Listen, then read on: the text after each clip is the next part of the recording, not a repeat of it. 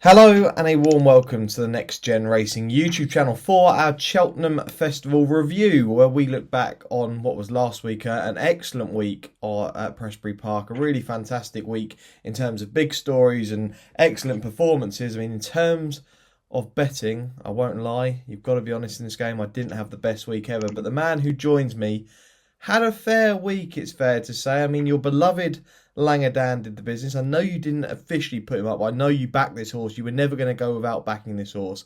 And you also ended the week with a huge prize winning jacket. It was your nap of the festival. Yeah. I mean, you can't complain when your best three bets of the festival go in from our last video. So yeah, Roko winning the Martin Pipe was absolutely delightful. Really enjoyed that. Langadan, yeah, didn't officially tip him, but I've used the analogy to a few people. If you had a son who was running on sports day in the 100-meter sprint, let's say, and you didn't think he was going to win, but you thought a couple of them were better, and your son goes and wins the 100-meter sprint on sports day, you're going to be happy for your son, aren't you? And Langadan's my son, so there you go. Him winning the Coral Cup was great, but yeah, it was a weird one because there were just so many good stories. I mean, I think the festival, it was something poetic about it. Like, our sport gets ridiculed so many times from non-racing public, from the press, and at times we're our worst enemy. But I thought those 4 days, they were just absolutely magical. They were kind of like the reason you get into the sport, the reason you stand at Fontwell on a freezing cold Tuesday, the reason you fall in love with the likes of the Langadans and the Ornates of the world.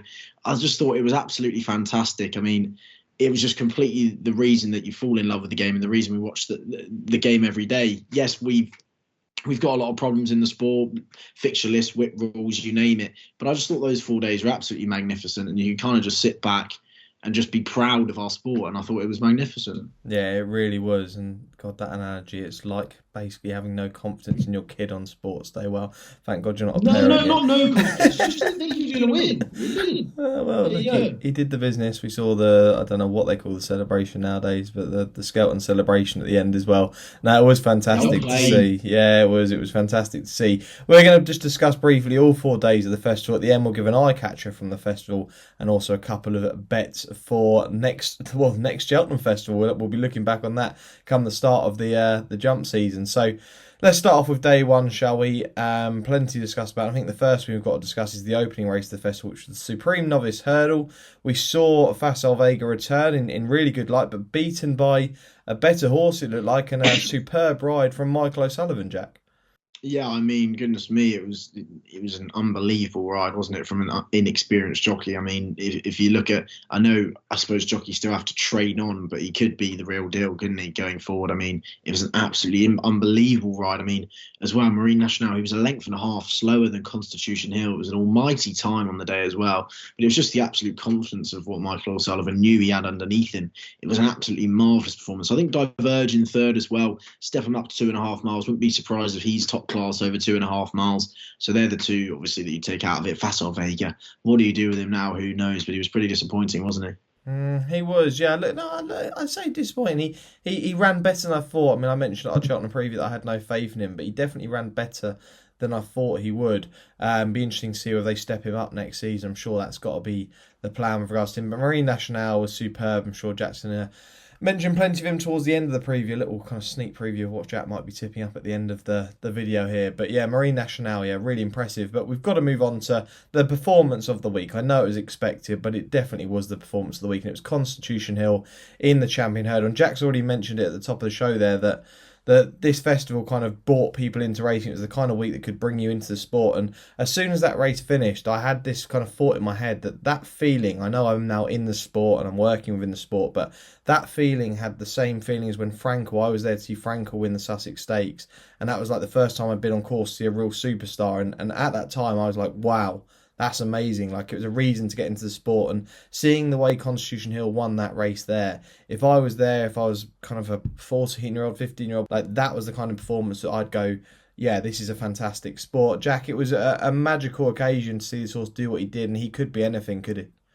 Yeah, I completely agree. Look, it was absolutely magnificent. I mean, he's the greatest hurdler I've ever seen in my lifetime in the sport. I haven't been about for as long as half of the faces that have been in the sport, but no, it was absolutely magnificent, wasn't it? I mean, he is literally the idea of equine perfection, isn't he? And look, who knows where he's going to go? I hope they do try and chuck him over fences. I think obviously he can come back and win 3 or 4 champion hurdles and go out as probably one of the best ever. But look, I think, of course, I have mentioned the Gold Cup in his sights. But look, you got to keep yourself grounded, and hopefully he can go over fences and just show what he is. It's just interesting to see where he goes, because no matter what he does next year, if he's a novice chaser or not, there's going to be about 2 runners in every single race that he runs in.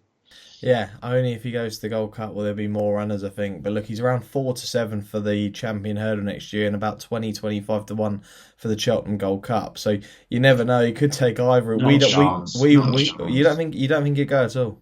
Oh, literally, I'd make him 1,000 to 1 to go to the Gold Cup, maybe 10,000 to 1. Right, we'll have this on video now. I'll have a pound on with you at 1,000 to 1. But yeah, look, I think it would be amazing to see a horse do this. It's whether sort of the horse is that good over fences. We don't know yet. I mean, listening to an interview with Nico de Boinville today saying we're going to score him in private over some fences. No media will be there, and if everything goes well, I'm sure the media will end up finding out about that. But he could be just an exceptional talent that could be unstoppable. But imagine seeing him versus Galopin de Champs next season over a fence. I mean, like I say, it maybe is unlikely, but I think everyone in racing would love to see it, so we'll wait and see. Now, Constitution Hill brought the house down, and then some other lovely star mare decided to bring it down once again, and that was Honeysuckle in the mare's hurdle. If you thought the noise was loud for Marine Nationale and Constitution Hill, well, how about the noise for this one, Jack? You were there. What was the atmosphere like? Just amazing. Like, there's only a few times on course you thought you'd ever hear that kind of noise. It was just how it kept going and going and going. I mean, there wasn't 3 cheers, it was 5, and then it was 10. It just kept going on and on and on. It was absolutely marvellous. I mean, look, she's some mare, isn't she? Johnny Burke, I think his ride was such a paradox on Love Envoy, because I think it was so good out in front. It was almost too good for Love Envoy's own good. He dictated the fractions perfectly and then turned it into somewhat of a sprint. And of course, Love Envoy probably wanted it to be a little bit more of a stamina test. So I think just got a little bit tap for toe with by Honeysuckle, drifted a little bit left as well. But look, it was a cracking ride from Johnny Burke. I'd say it was probably the best ride in defeat this week. But look, Honeysuckle, I mean, quite some way to go out there. It really was, yeah. It was a magical sight to see, and like I say, it was probably just a magical Tuesday altogether. Everything was kind of hitting the headlines with regards to stories, so really fantastic. And it was my birthday as well. So yeah, it was, yeah. That's why. Some may say that. You had what a day you had. You really did. Is there anything else worth mentioning on the Tuesday? Maybe just a quick word on the Arkle? Yeah, El Fabiolo was absolutely magic, wasn't he?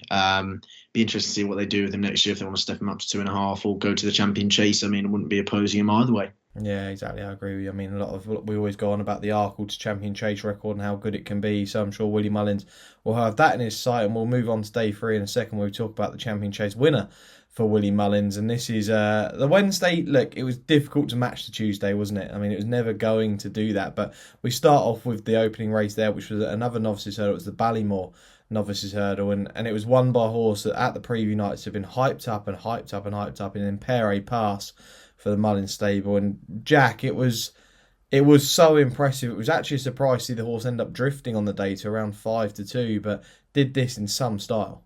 Yeah, he was absolutely electric. He got kind of a golden passage down the inside, jumped a tiny bit to his right at times, but look, he's got a turn of foot. He stays. He's a good jumper. He is some hurdler, and I kind of want to see him over 2.5 miles over a fence in the Turners next year.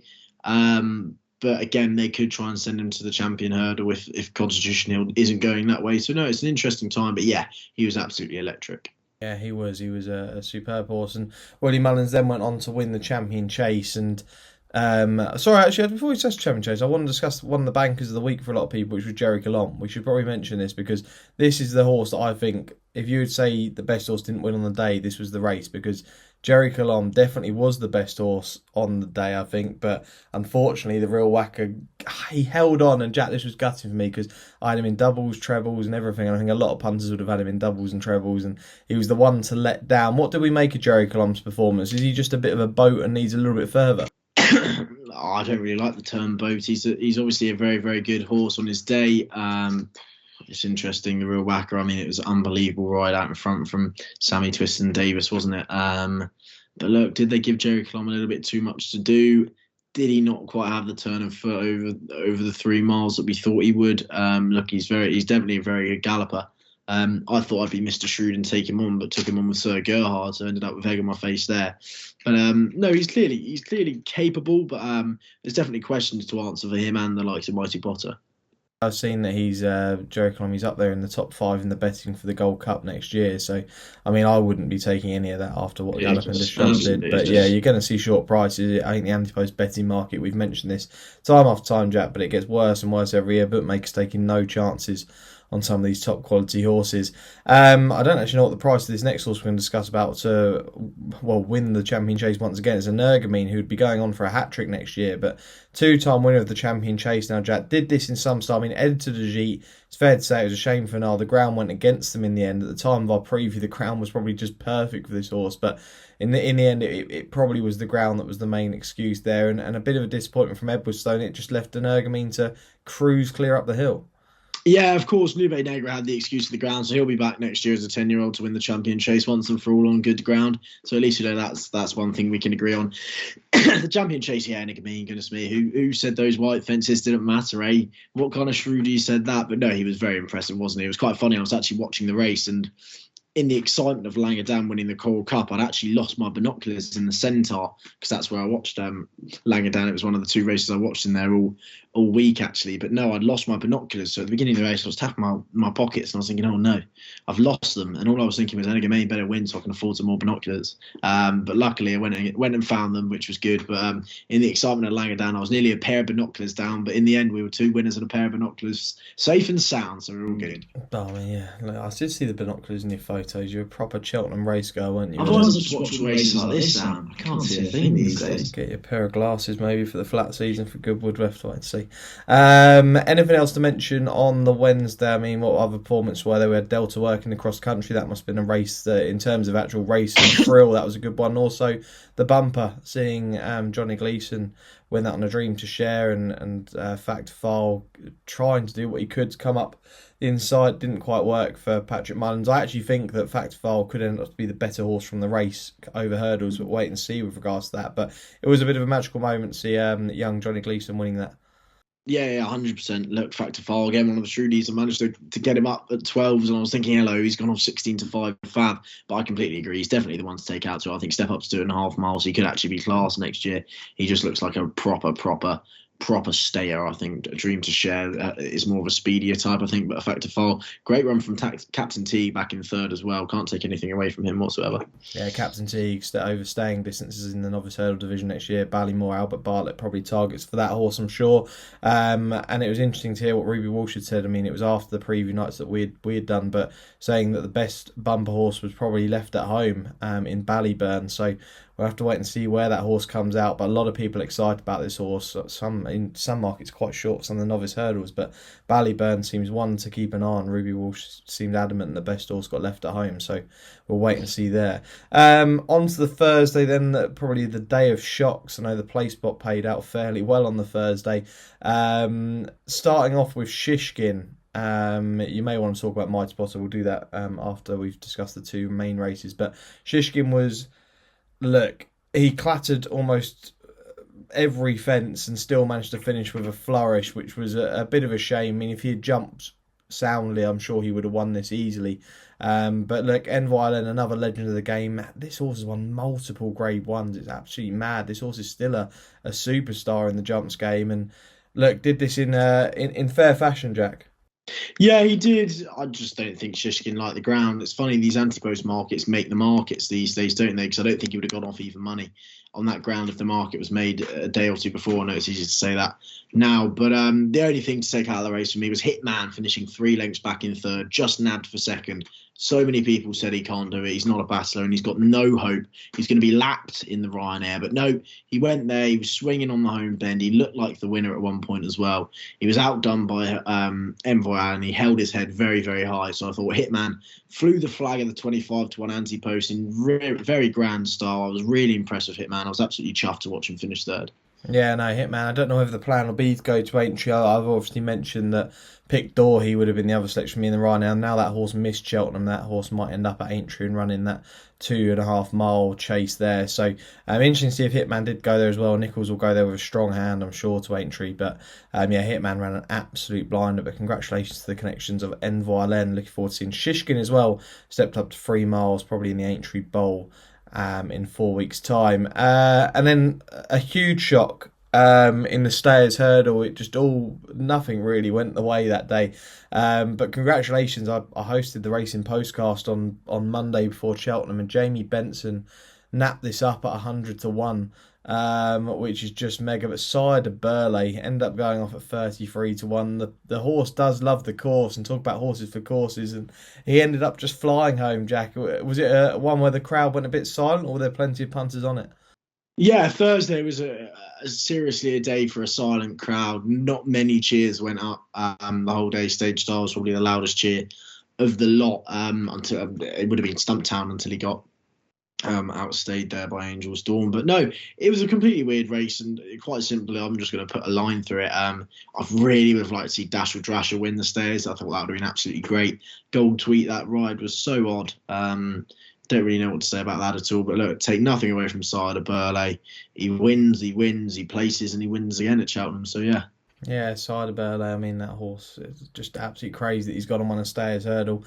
I know that he was well fancied for it last year, but this year he's gone and done the business. So, yeah, Side of Burley, the winner of the Stayers. Anything else on the Thursday worth mentioning? We mentioned Mighty Potter. Davey Russell saying potentially just wasn't good enough, which was interesting to hear considering there's a lot of people's bankers of the festival. But what do we make of any of the other performances on Thursday?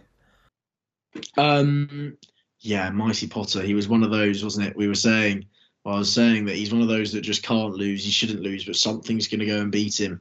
And he did get beaten. Again, not by the one I was on. I was on Appreciate It. But look, it was a lot of interesting rides from him behind. But Harry Cobden, time and time again, when he gets out in front over fences, he is absolute top class, isn't he? He showed it here on the Stage Star, set the fractions. They finished at 110% finishing speed, turned it into a bit of a sprint. I thought it was a Cobden masterclass, but also every other jockey disaster class. So Stage Star and Paul Nicholls, it was great to see Paul Nicholls have a couple of winners at the festival. I thought this was going to be the year that he ended the drought since Politolog, and he did it in good style. Yeah, Stage Star, the winning the Turners, was very impressive. Interesting to see what the plan is with Mighty Potter moving forward. On to Friday then. We'll actually discuss two races on this day, and you talk about Nicholls having a win, and we'll talk about the Albert Bartlett, which was won by Nicholls and Cobbs on Stay Away Fay at around 20-1. Corbett's Cross crashing out at the last. Was travelling well, but didn't look like he was finding overly that much, Jack, at the time. It looked like Stay Away Fay just had it to hold. What do we make of this, and do we think Corbett's Cross was going to come and win that race? I don't think he was, but it's the what if, isn't it? Does the rail sometimes help him out on the near side? Does he find that little second wind if he's as good as I think he is and everyone else thought he was? Was he going to find a little bit more? We'll never know, will we? I think in time he's probably going to be the best in the race. But hey, it was some ride from Harry Cobden. Again, he did tell everyone to back Stay Away Fay. Did any of us listen? Absolutely not. No, he was quite bullish on this horse. I would say he was quite bullish on every one of his rides when he was at that preview night, to be totally honest. Wasn't far wrong though, was it? No, he wasn't, to be fair. You think about it, Hitman running a big race, and you had the winner of Stage Star and Hermes Alen. I know didn't perform, but he bumped into a really good horse. So look, he wasn't wrong. They were in for a good Cheltenham, and they definitely had one. And they almost had a good one in the Gold Cup. They were unlucky to finish second to what looks like an absolute superstar. And I want to say, Jack, that in our time of watching racing, even mine and yours, I know I've been in it slightly longer than you, but I think this is the best Gold Cup we've ever witnessed. Yeah, I'd probably agree. Yeah, it was magnificent, wasn't it, as they jumped over that final fence? I mean, you could have taken the route. I mean, it did take the old cliche of the roof off the place. It was absolutely brilliant, wasn't it? And Galopin de Champ, I mean, he had everything. He settled. He jumped okay. I didn't think he jumped amazingly, especially when Hoysignor sent those fractions early doors. But look, when they jumped over the last, you couldn't have asked for any more than that. And he put 7 lengths between himself and Brave Man's Game. It was absolutely electric.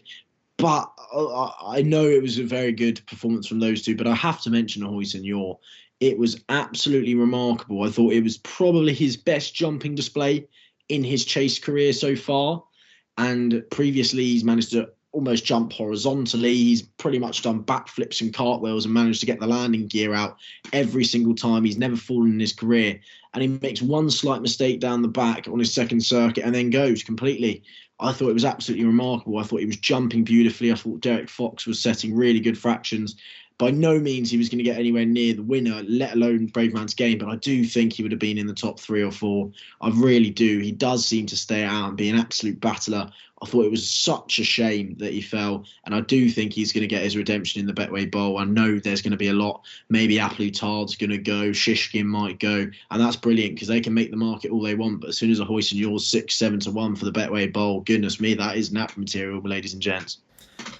That was going to be my next question: was Shishkin, Aplutard, Clanderzovo versus a hoist and you're in There's only one bowl. winner. There is only one winner. Okay, we'll wait and see. Our preview of that will be in about 3.5 weeks' time, so you can look forward to that when we look at the Entry Bowl. But you'll be mad to be putting this horse up. So look, I mean, was there anything else on the Friday that you wanted to mention, Jack? I know Friday the main feature is the Gold Cup, isn't it? Was there any other performances on the Friday that caught the eye, or any you'd like to mention?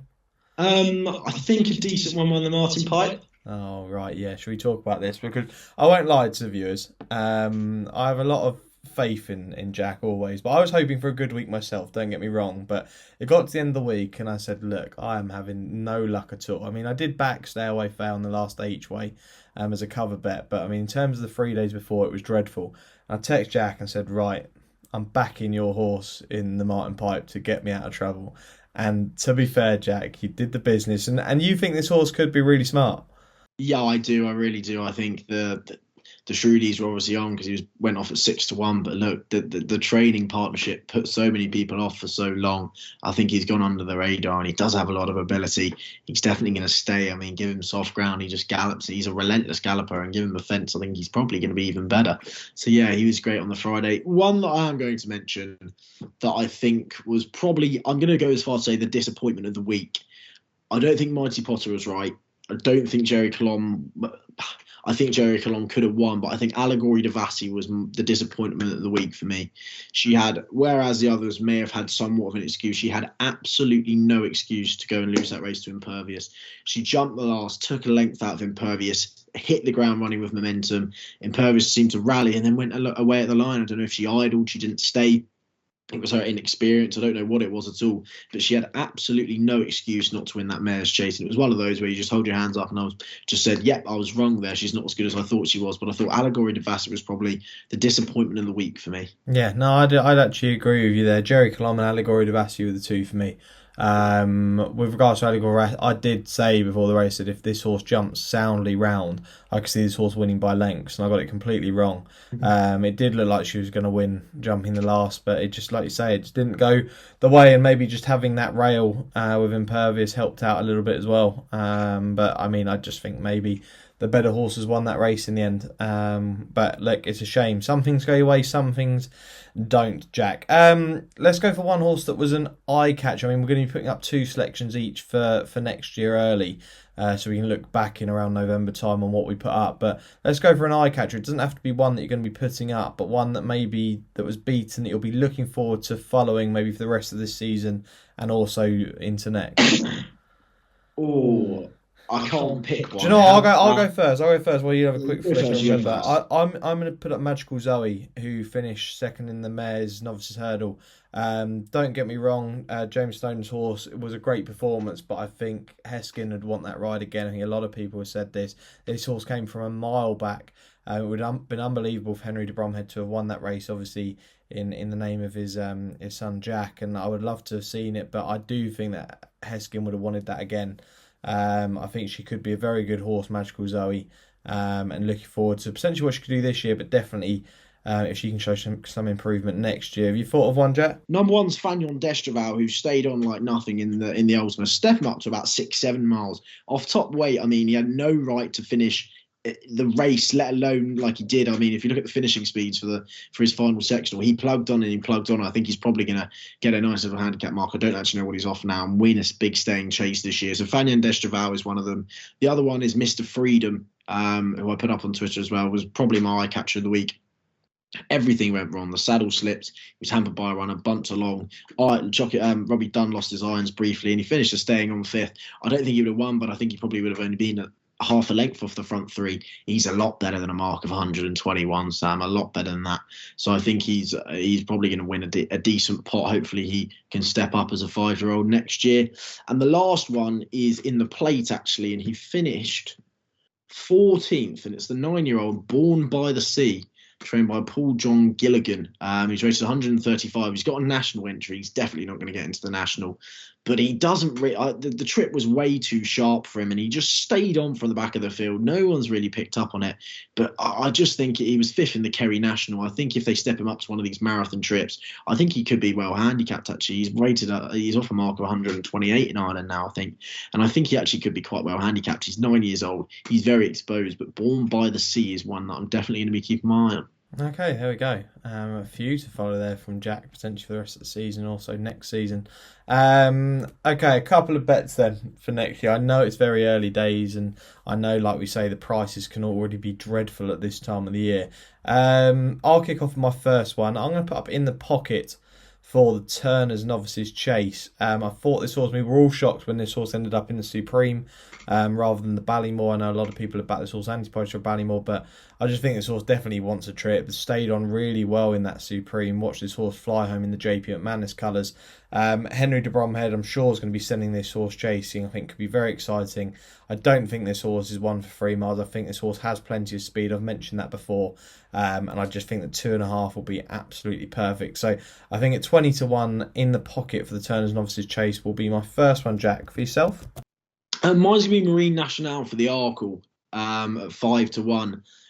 I don't know why, but I really can't get my head around. I'd say there's a 1% chance that Constitution Hill goes here.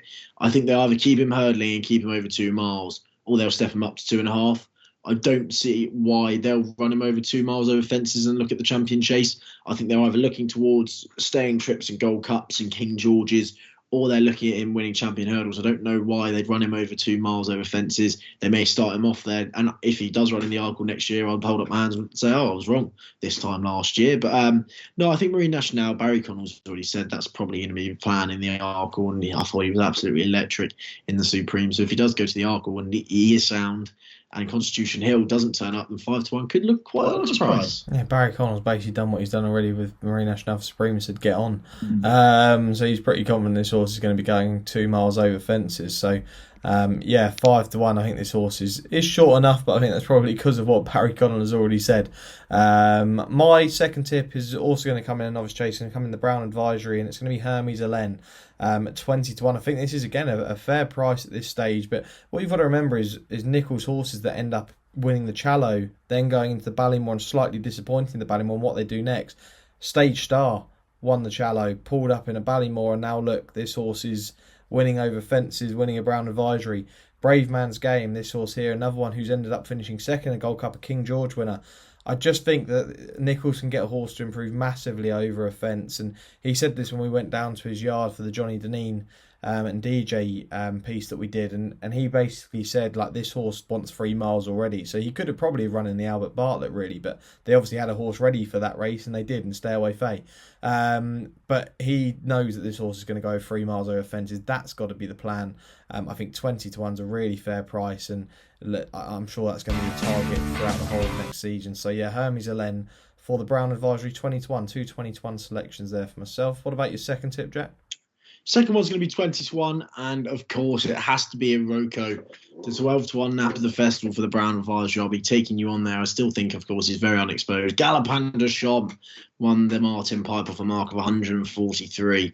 Of course, Roko did it off 138. I think he's just crying out for 3 miles on a fence. Look, it's a very speculative pick, but he's, of course, on the up, and I'm looking forward to seeing him over a fence next year. There we go, a couple of selections. Like I say, you probably won't hear about those selections until about November next year when we start the ante-post series, but there are a few there for you to look at this moment in time. But I think there's some fair prices there, especially in the Novices Chase. But Jack and I are taking each other on in the Brown Advisory, so a couple there already. That race. I know, yeah, already taking. I still can't believe that you put Fanny on Destra up as one of your eye catch. You sound like me from last year. But yeah, no, that horse I've followed off too many cliffs. That's it for our review of Cheltenham then. We're now going to be kind of focusing towards the flat season. Obviously, we've got the Dubai World Cup this weekend coming. Jack and I'll be previewing that. That video will come out Friday morning. Then we'll be moving into the Lincoln. Obviously, we've still got the Grand National Festival to come, along with Punches Down, which we will be previewing on this channel. But the flat will be the focus. There will be the Lincoln as well. So we are looking forward to it, Jack. It's one of those where you've just got to kind of switch your head for a couple of weeks in and out of both the jumps and the flat. You've got to get these stalls, the draws. You've got to start remembering this all again.